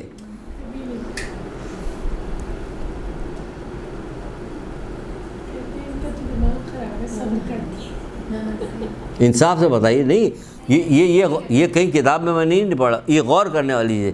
کبھی کسی صابر کی بھی تعریف کی گئی؟ نہیں کی گئی. کبھی کسی نمازی کی تعریف کی گئی؟ نہیں کی گئی. ریاکار نمازی کی تعریف کی گئی ہے، سچ مچ والے نمازی کی تعریف نہیں کی گئی. نہیں کی گئی نا. لیکن سن لیجئے، اللہ کے لیے جو کام ہوتا ہے وہ کیسے ہوتا ہے؟ وہ ایسے ہوتا ہے کہ اللہ مالوی آسکر ایوارڈ. اب آپ کہیے آسکر ایوارڈ کہاں پہنچ گیا؟ آپ ٹی وی پہ دیکھا ضرور ہوگا، جب خبرنامہ چل رہا ہوتا تو جب ایسے کوئی پروگرام، ایسا کوئی دنیا کا بڑا ایونٹ کا کوئی کام ہوتا تو ٹی وی وہ بھی دکھاتا آسکر ایوارڈ. آسکر ایوارڈ دنیا میں فلموں کے حساب سے سب سے بڑا ایوارڈ جو دیا جاتا ہے اس کو آسکر ایوارڈ کہتے ہیں. آسکر ایوارڈ تو بہت بڑا اسٹیج سجایا جاتا ہے، بڑا ریڈ کارپیٹ ہوتا ہے، اس کے اوپر ہزاروں کرسیاں ادھر ادھر ہوتی، اس کے اوپر سے وہ بندہ جا رہا ہوتا ہے، بندی جا رہی ہوتی. ہمارے یہاں کی ایک خاتون تھی، ابھی حال میں ہی پنجاب کی کوئی خاتون تھی، انہوں نے کوئی فلم وغیرہ بنائی تھی، آسکر ایوارڈ ان کو بھی ملا تھا، بڑا شور مچا تھا. چنائے کر کے کوئی تھی، وہ ہیں کیا کہہ رہی ہے؟ بتاؤ نام بتاؤ. اس میں شرمین چنائے کر کے، ایسے کر کے، ہاں صحیح کہہ رہی، ایسے ہی نام تھا ان کا. نام تھا، کئی بار دکھایا جا رہا تھا، ہر اس میں دکھایا. کیونکہ شان، اب ذرا یہ شان دیکھیے، وہ ختم ہو گئی نا شان، اور اس کا گناہ باقی تھا، باقی رہ گیا، ٹھیک ہے نا. دماغ حالہ خراب ہوا ان کا، اور اسی دنیا کی طرف مائل ہو گئی. اب ذرا یہ شان دیکھیے، یہ شان کیسے پتہ چلے گی؟ یہ شان تو ویسے ہی پتہ چلے گی. جنت کے بارے میں آپ سب کون ہیں؟ کہ ہم شیعہ ہیں. آپ لوگ کہاں جائیں کہ جنت میں؟ ذرا بتاؤ جنت کے بارے میں. پھر نہیں پتہ تو کچھ نہیں. تو کیا مطلب ان لوگوں نے جنت کے بارے میں کوئی چیز بتائی نہیں ہے؟ تو ہمیں کیوں نہیں پتہ؟ اگر پتہ ہوگا تبھی تو شوق پیدا ہوگا. جب پتہ نہیں ہوگا تو شوق کیسے پیدا ہوگا؟ بتاؤ. یہی ہے نا، کینیڈا جانا ہے. کیوں؟ اس لیے کہ ہماری بہن گئی ہے، بہت عیاشی میں رہ رہی ہے وہاں پہ، سب وہ اطلاع وہاں سے فون پہ دے رہی ہوتی ہے. امریکہ سب اطلاع فون پہ آ رہے ہوتے ہیں، وہاں سے امریکہ، آسٹریلیا سے سب اطلاعات آ رہی ہوتی، تو اس کی وجہ سے شوق پیدا ہوتا. تو جب وہاں کی کوئی چیز بتائی جاتی تو شوق پیدا ہوتا نا. کہاں شوق پیدا؟ جوانان جنت کے سردار ہیں کون؟ کہ حسن حسین. کوئی شوق پیدا ہو رہا؟ کہ نہیں. کہ کیوں؟ کہ وہ جوان جنت ہی نہیں پتہ ہمیں.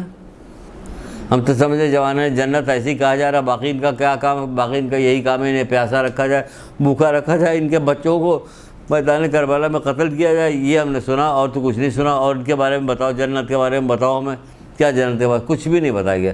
جو تھوڑی بہت چیز بتائی گئی ہم آپ کو بتا رہے ہیں. ہمیں کہیں سے کچھ ملے گا تو ہمیں ایک ساتھ بھی جمع کر کے بتائیں. امام زین العابدین علیہ السلام.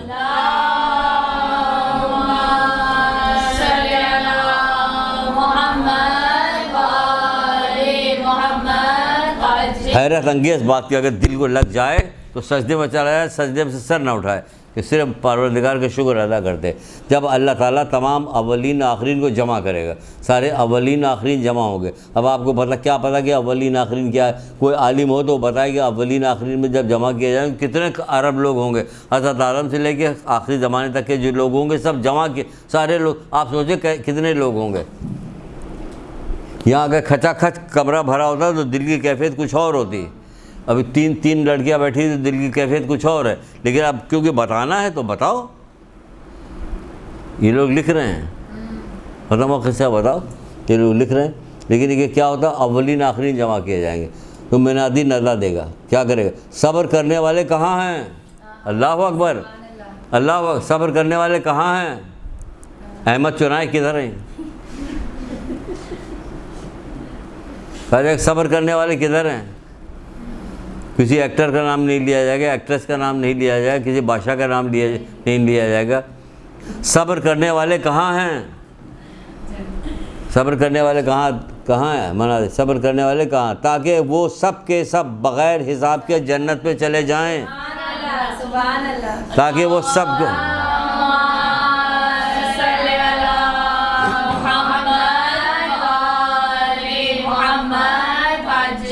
تاکہ وہ سب کے سب بغیر حساب کے جنت پہ چلے جائیں۔ ابھی ختم نہیں ہو رہی بات، سنیے گا۔ سب کے سب بغیر حساب کے جنت پہ چلے جائیں، یہاں تک کہ ملائکہ ان سے پوچھیں گے کہ تم کون ہو؟ تو وہ کہیں گے کہ ہم صابر ہیں۔ تو وہ پوچھیں گے تمہارا صبر کس چیز پر تھا؟ تو وہ کہیں گے کہ ہمارے صبر دو طرح کا صبر تھا، ایک اطاعت الہی پر صبر اور دوسرا خدا کی نافرمانی پہ۔ کیا مطلب سمجھے؟ کون ہے؟ چلے ابھی چلے یہ جملہ سن لیجیے۔ اطاعت الہی پہ، اللہ کی اطاعت کرو، اللہ نے جو حکم دیا اس کو انجام دینا اطاعت الہی کہتے ہیں۔ اور حرام پہ صبر، یعنی جس چیز سے کیا ہے منع کیا اس سے رکیں گے، وہ بس دو ہی صبر ہم نے کیے، تیسرا تو کوئی صبر ہی نہیں کیا، اور پوری زندگی اسی میں ہے، اطاعت الہی پہ صبر کر رہے ہیں۔ اور صبح کی نماز کیا کریں؟ 5 منٹ 6 منٹ باقی، صرف کیا کریں؟ نہیں، جلدی سے وضو کر کے فوراً ساری وہ چھوڑو، مستحبات چھوڑو، صبح کی نماز پڑھ لو جلدی سے۔ یہ بہانہ شیطان بیوقوف بنایا ہے، تعقیبات چھوڑ دیں گے، صبح کی نماز تعقیبات چھوڑ دو، ہاں چھوڑ دو، واجب کرو جلدی سے۔ بیوقوف بناتا ہے، پورے سال آپ صبح کی نماز کے لیے اعلام لگائیے گا، اٹھیے گا تو دیکھیے گا کبھی نہ کبھی شیطان آپ کو بیوقوف بنائے گا کہ اب صرف 5 ہی منٹ تو باقی ہے، 6 منٹ تو باقی ہے، بھائی تعقیبات ہماری کہاں جائے گی؟ وہ کیا ہوگا؟ اب کیسے ہوگا؟ اذان بھی دینا ہوگا، اقامت، اور سب چھوڑو، صبح کی نماز پڑھو جلدی سے۔ تو اسی طرح ایک جگہ نہیں، ہزاروں جگہ بیوقوف بنائے گا۔ تو کیا کرے گا؟ دو چیز تھی، ایک اطاعت الہی پہ صبر کرتے تھے، ایک اللہ کی نافرمانی پہ صبر کرتے تھے۔ وہ کہیں گے کہ ہم نے دو طرح کے صبر کیا، اطاعت الہی۔ یہ بحر الانوار کی روایت ہے، آگے چل کے پھر ابھی اور بتلاتے ہیں اسی کے سلسلے میں۔ ایک درود پڑھیے محمد علیہ۔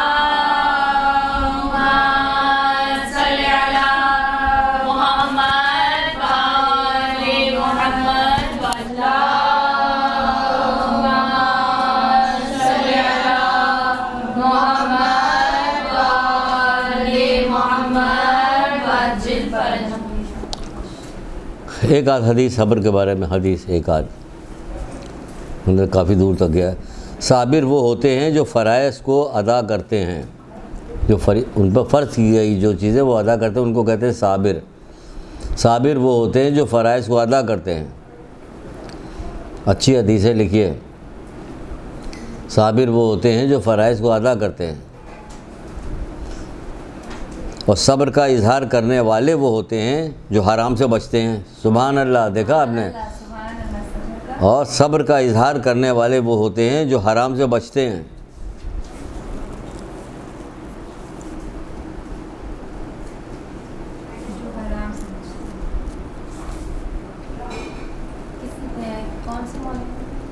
امام محمد باقر علیہ السلام۔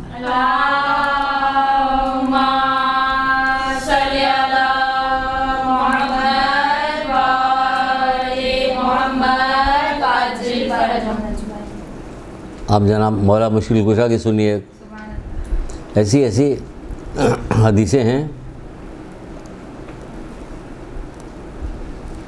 کون سا موقع ایسا محرم کا نہیں ہوتا جس میں صبر کی حدیثیں نہ سنائی جائیں، کیونکہ پورا کا پورا عبارت ہے صبر سے، ہے یا نہیں ہے؟ تو صبر تو ہمیں رٹا ہوا ہونا چاہیے، اور ایسی حسین حدیثیں کہ دنگ ہو جائے۔ جیسے مولا کی حدیث سنیے، صبر یہ ہے کہ انسان اپنے آپ پر آنے والی مصیبت کو برداشت کرے اور غصے کو قابو میں رکھے،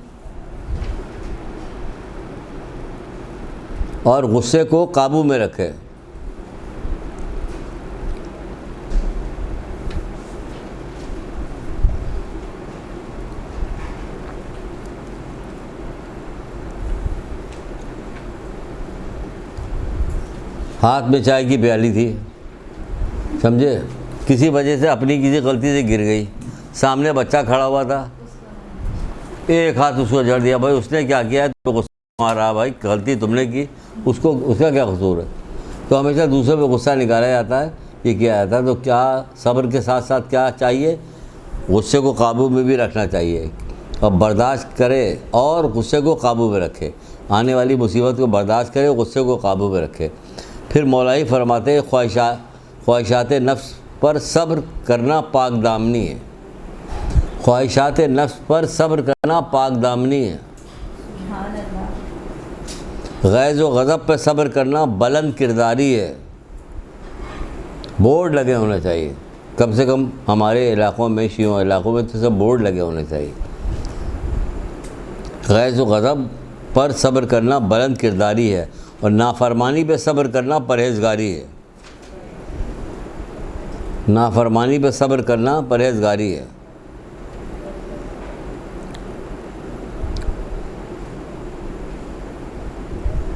ہم پوچھیں گے، اگلی دفعہ آئیں گے، انشاءاللہ۔ کہیں ہم لوگ دعا کریں گے، آنے ہی نہیں دیں گے آپ کو۔ دعا کرتے ہیں کہ آپ آئیں۔ ابھی آپ کی بہت ضرورت ہے۔ اچھا، ابھی جب وہ ختم ہو جائے گی تو بتا دیں گے آپ کو۔ سر یہ اس حساب سے نہیں۔ جابر کہتے ہیں کہ میں نے امام محمد باقر علیہ السلام سے سوال کیا،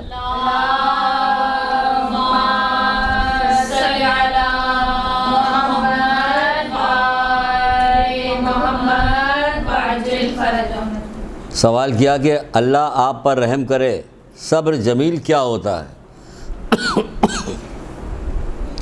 اللہ آپ پہ رحم کرے، صبر جمیل کیا ہوتا ہے؟ امام نے فرمایا یہ ایسا صبر ہوتا ہے کہ جس پر لوگوں سے شکایت نہیں کی جاتی، یہ ایسا صبر ہوتا ہے کہ جس پہ لوگوں سے شکایت نہیں کی جاتی۔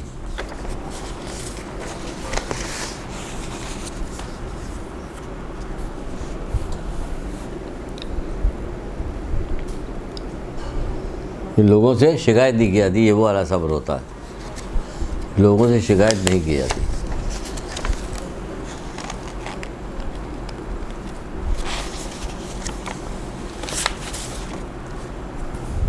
حضرت ابا عبداللہ نے جب فرماتے ہیں چھٹے امام جعفر صادق صاحب،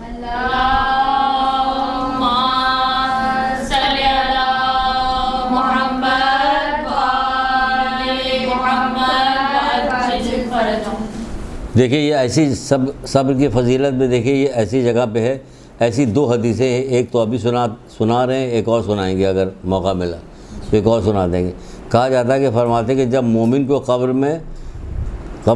جب مومن قبر میں داخل ہوتا ہے، سب سے زیادہ ساری ایٹھن، ساری بدماشی، ساری فرعونیت، سارا غم غصہ، سارا مال و دولت ختم ہو جاتا ہے، جس میں قبر میں لٹالا جاتا ہے، سب ختم ہو جاتا ہے۔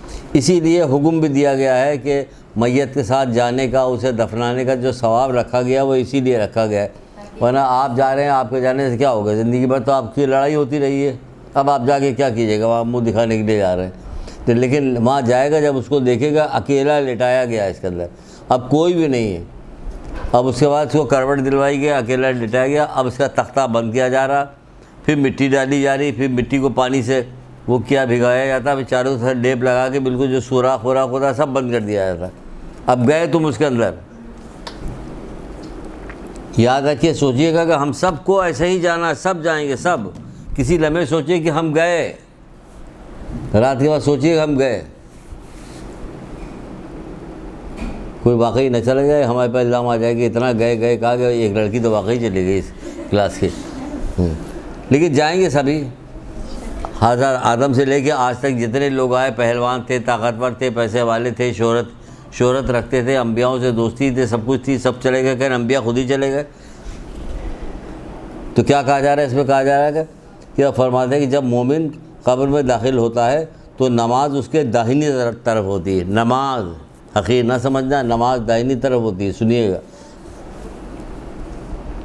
زکوٰۃ اس کے بائیں طرف، جو خمس و زکوٰۃ جو ہوتی ہے وہ بائیں طرف ہوتی ہے، نیکی اس پر سایہ فگن کیے ہوتی ہے، نیکی جو ہوتی ہے، نیکی جو دنیا میں لوگوں کے ساتھ نیکی کی ہوتی ہے اس پہ سایہ فگن کیے ہوتی ہے۔ اتنے سوراخ، بہت سارے غریب لوگ جو ہوتے ہیں نا بیچارے، ان کی چادر جب وہ اوڑھتے ہیں تو اس میں اتنے سوراخ ہوتے ہیں کہ جس کو حد، تو ہم لوگوں کی نیکی ایسی ہوگی، سایہ فکن کی ایسے کر کے نیکی کی چادر جب اوڑھے کہ اتنے سوراخ اس میں ہوں گے کہ جس سے کوئی حد اور انتہا نہیں، کیونکہ ہم نے ٹھیک سے نیکی نہیں کی کسی کے ساتھ، ہے نا. وہ والی ہماری تو چادر وہ والی ہوگی، نیکی اس پہ سایہ فکن کیے ہوگی.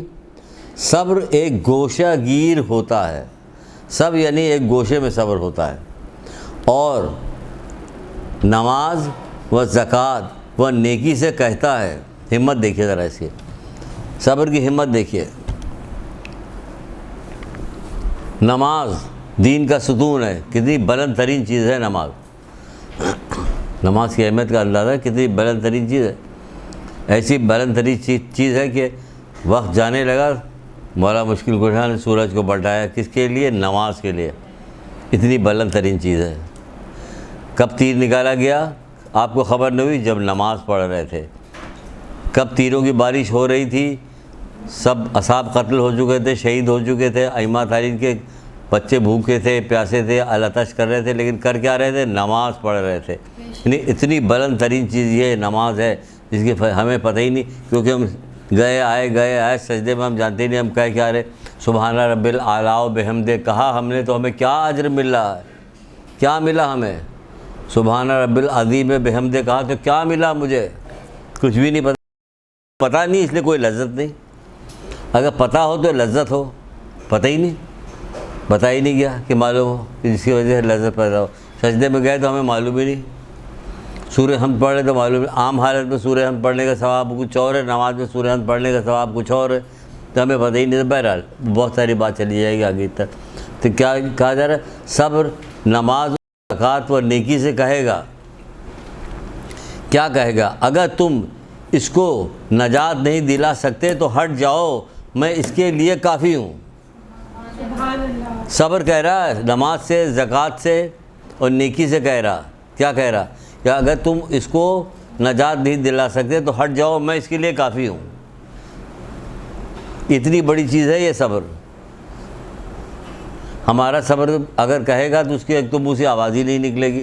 ہمارا صبر ایسا ہوگا زندگی میں کہ اس کی منہ سے آواز نہیں نکلے گی، اور لڑکھڑاتا ہوا آئے گا وہاں سے، کون یہ کیا آ رہا؟ کہ ہمارا صبر آ رہا. پھر کیسا صبر ہے تمہارا؟ کہ زندگی ہم نے کی ہی نہیں کبھی صبر. اماں سے ہم نے بدتمیزی کی، ابا سے ہم نے بدتمیزی کی، عزیز رشتہ داروں کو ہم نے کچھ نہیں سمجھا، یہ ہمارا صبر تھا. ذرا سے بات پہ ہم لڑتے رہے، بیوی سے ہم جھگڑا کرتے رہے، کسی بات پہ ہم نے صبر ہی نہیں کیا آج تک. کہ بھائی تمہارا صبر کیسا ہوگا؟ ایسے ہی ہوگا، لڑکھڑاتا ہوا آئے گا. پھر پتہ چل جائے گا تم کو. پھر اگر کہو گے پروردگار واپس جانے، تو واپس نہیں جانے کو ملے گا.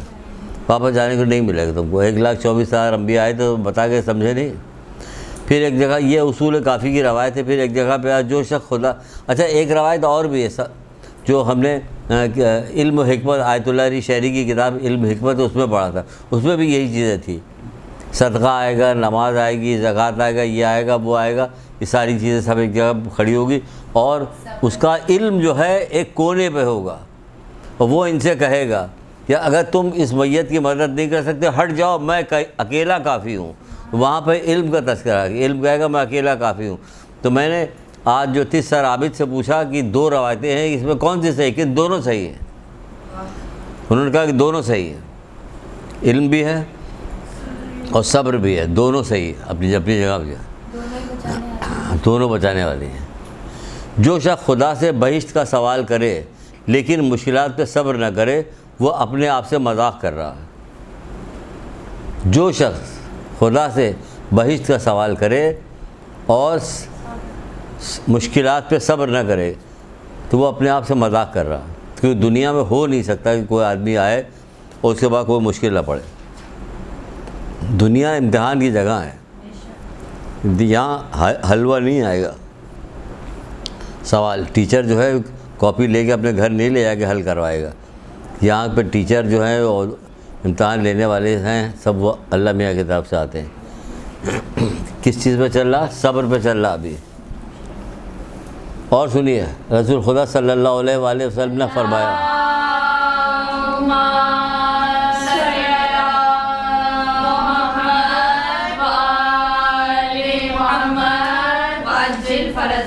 آپ فرماتے ہیں پروردگار پروردگار عالم ارشاد فرماتا ہے جب میرے بندوں میں سے کسی بندے کو بدن یا مال یا اولاد پر کوئی مصیبت آتی ہے، بدن یا مال یا اولاد پر کوئی مصیبت آتی ہے اور وہ صبر جمیل سے اس کا استقبال کرتا ہے. صبر جمیل یعنی کسی شکایت نہیں کرنا، واہ واہ مچا رہے ہیں، ہمارا کر دیا فلاں، وہ تو ناچ بھی رہی تھی، وہ تو گا بھی رہی تھی، وہ تو فلاں، اس کے ساتھ نہیں ہوا، سب جو کچھ ہونا تھا ہمارے ساتھ ہو رہا ہے. یہ صبر جمیل نہیں. صبر جمیل ہے کسی شکایت ہی نہیں کرنا، کسی سے کچھ کہنا ہی نہیں.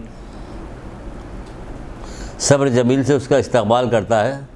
سنیے گا حدیث، ایسی حدیث ہے کہ واقعی چیخ چیخ کے روئے، سجدے میں جائے، فریاد کرے کہ اللہ اپنا عشق ایسا بھر دے ہمارے دل کے اندر، جوارے سے ظاہر ہو کہ تجھ سے عشق ظاہر ہو. کیا ہے؟ صبر جمیل سے اس کا استقبال کرے تو مجھے حیا آتی کہ اس کے لیے روز قیامت میزان نصب کروں. تو مجھے حیا آتی کہ اس کے لیے روز قیامت میزان نصب کروں، اس کے نامہ اعمال کو نشر کروں. کس کو حیا آ رہی ہے؟ اللہ میاں کو. اللہ کہہ رہے مجھے حیا آتی. یہ کتنا بڑا اعزاز ہے صبر کرنے والے. اللہ کتنا پسند کرتا ہے کہ وہ اپنے آپ کو کہہ رہا ہے کہ مجھے حیا آ رہی ہے. امام رضا علیہ السلام ارشاد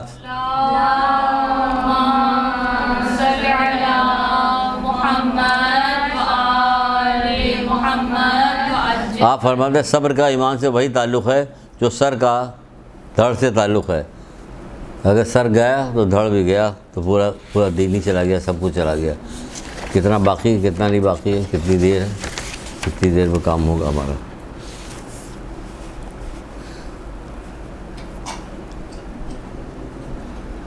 نہج الفصاح کی ایک روایت ہے، چھوٹی سی ایک لائن کی ہے، لیکن اتنی کام کی روایت ہے جس کی کوئی انتہا نہیں. رسول اللہ فرماتے ہیں سب سے بڑی بلا صبر کی کمی ہے. سب سے بڑی بلا صبر کی کمی ہے. کہ انسان میں صبر کی کمی سب سے بڑی بلا ہے. دعا کریں پروردگار اس بلا سے ہمیں محفوظ رکھے. ہاں، اس بلا سے محفوظ رکھے. سب سے بڑی بلا صبر کی کمی ہے. صبر کا انجام اچھا ہوتا ہے، لہذا صبر کرو، کامیاب و کامران ہو جاؤ گے. چھٹے امام جعفر صادق علیہ السلام.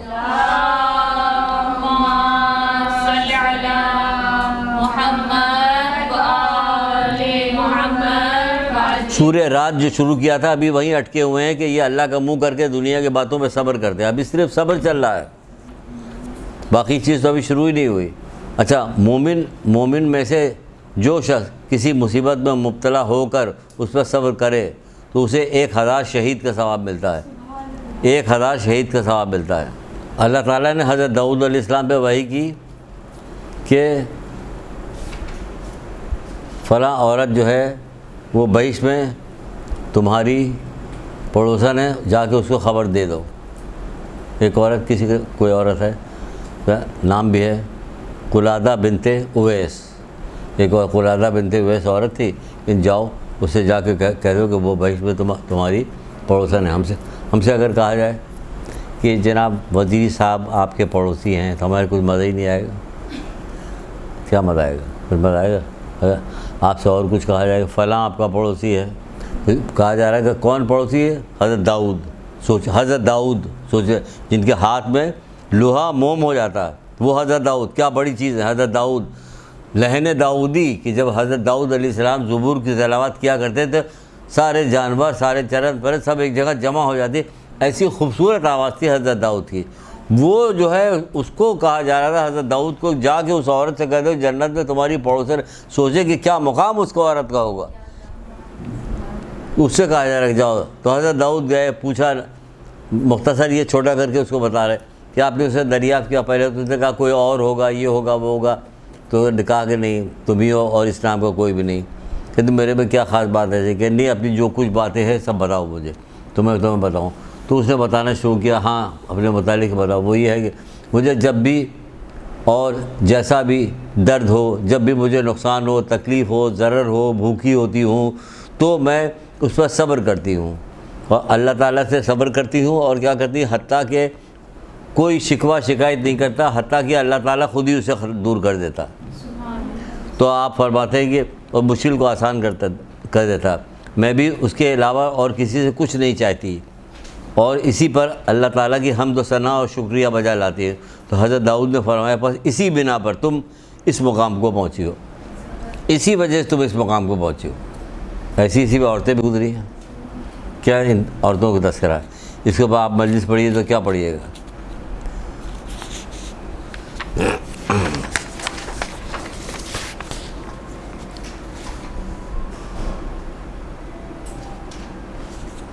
اس کے بعد کیا ہے دوسرا کام وہ کیا کیا کرتے تھے, جب موقع بہت کم رہ گیا لیکن پھر بھی بتا دیں. احسان کیا کرتے تھے, برائی کا جواب کبھی نہیں, کبھی چپکے چپکے کبھی ظاہر بظاہر اللہ کی راہ میں خرچ کرتے تھے وہ لوگ. برائی کا جواب بھلائی سے دیتے تھے. خود بھی جنت میں جائیں گے, ان کی عورتوں بڑوں سب میں جائیں گے. پہلا کون سا اس میں کہ وہ کیا کام کیا کرتے تھے. تو سب کا الگ الگ ہے وہ کیا کرتے تھے.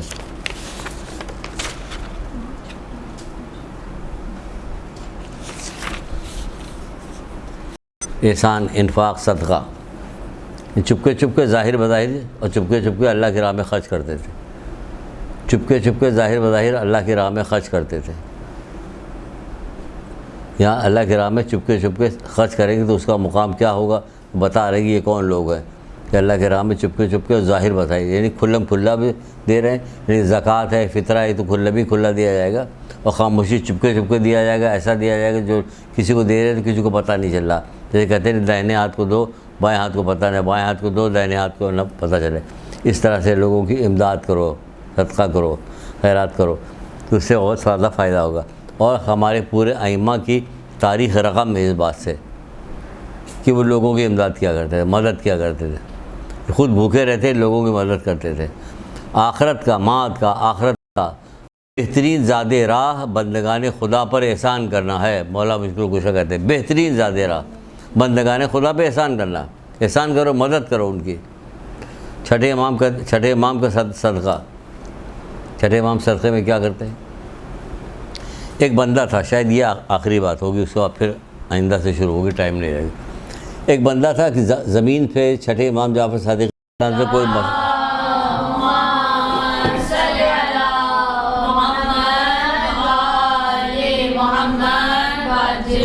کچھ تنازعہ چل رہا تھا کہ زمین کے حصے پہ.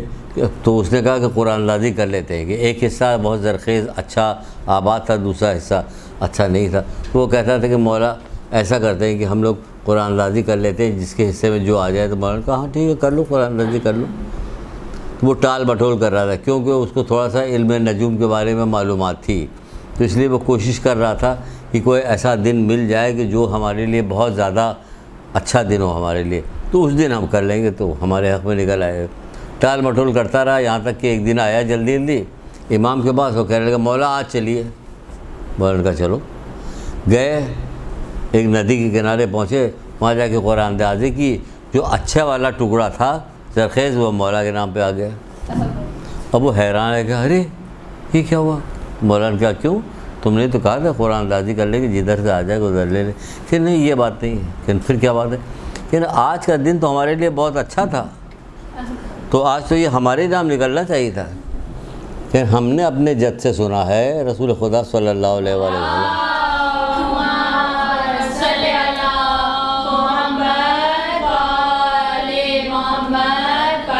دیکھیے یہ ہوتا ہے اتباع و پیروی کرنا.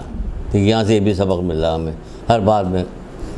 کیا آپ نے سنا کہ ہم نے سنا کہ صبح کا صدقہ دو گے تو دن بھر کی نحوست دور ہو جائے گی, رات کو صدقہ دو گے تو رات بھر کی نحوست دور ہو جائے گی.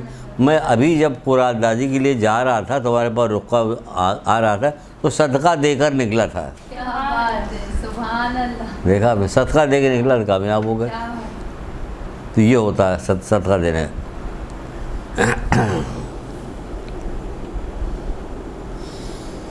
سبحان اللہ سبحان اللہ. مولا مشکل کشا فرماتے ہیں کیا بات ہے, تم پر جو نعمتیں نازل ہوتی ہیں, اللہ اکبر اللہ اکبر, گرا مان لیے, ان کا اجر یہ قرار دو.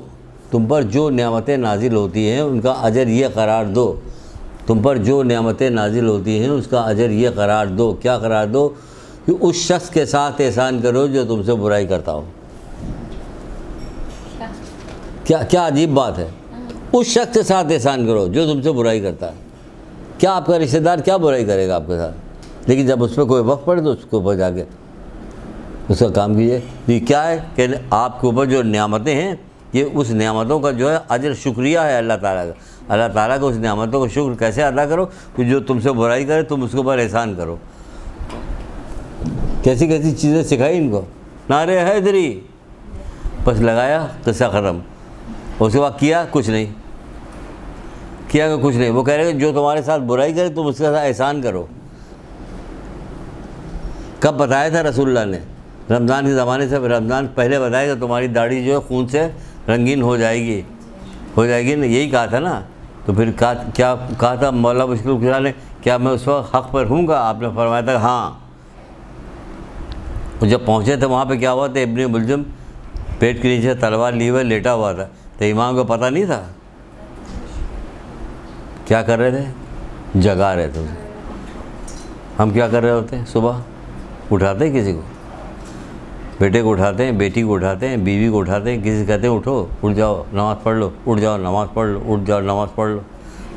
ہم یہاں بیٹھے کہہ رہے ہیں، جتنی بار کہہ رہے ہیں، تو ہم سے قیامت کے دن پوچھا بھی تو جائے گا آپ نے کبھی کہا تھا؟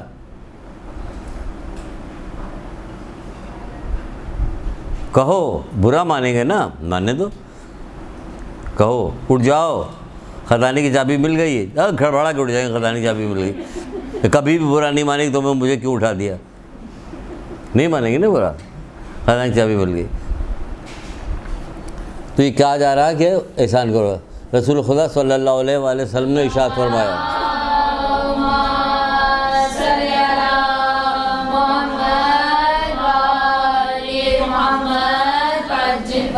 آپ نے فرمایا کہ خداوند عالم نے اپنے اولیاء بندوں کو سخاوت پر پیدا کیا ہے، سخی بنا کے پیدا کیا. سخی، بخیلی کیا؟ بخل بہت بری چیز ہے. کچھ چیزیں اور بہت ساری بتائیں گے، ابھی وقت ختم ہو گیا اس لیے بخل پہ نہیں بتا رہے. لیکن جاتے جاتے آپ کو ایک مزیدار ایک بخیل کی روایت سناتے جا رہے ہیں. ایک طالب علم تھا بیچارہ، بڑا غریب تھا.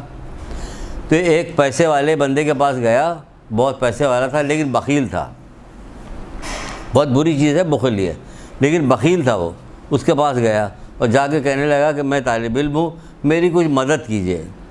تو کہنے لگا کہ میں صرف نابینا لوگوں کی مدد کرتا ہوں. سن رہی ہیں آپ؟ میں صرف نابینا لوگوں کی مدد کرتا ہوں. تو اس نے کہا کہ میں نابینا ہوں. تم نابینا کہو، تمہارے تو دونوں آنکھیں ہیں. کہ اگر میں نابینا نہ ہوتا تو آپ جیسے بدبخت بخیل کے پاس آتا کیوں آتا میں آپ کے پاس؟ آپ کے پاس آتا ہی نہیں. نابینا ہی تو ہوں تبھی تو آیا ہوں آپ کے پاس، ورنہ آتا ہی نہیں. تو یہ بخل بہت خراب چیز ہوتی ہے. تو اسی لیے کہا جاتا ہے کہ احسان کرنے والا، یعنی احسان کرنے والا ہمیں بلکہ خوش ہو جائیے. احسان کرنے والا زندہ رہتا ہے بھلے ہی وہ مردوں کے قبرستان میں منتقل ہو چکا ہو.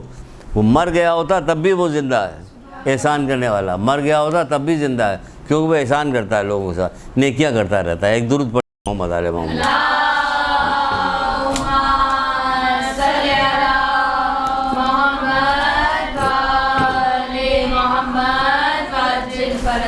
باقی انشاءاللہ آئندہ دفعہ دعا میں یاد رکھیے گا. السلام علیکم ورحمۃ اللہ وبرکاتہ.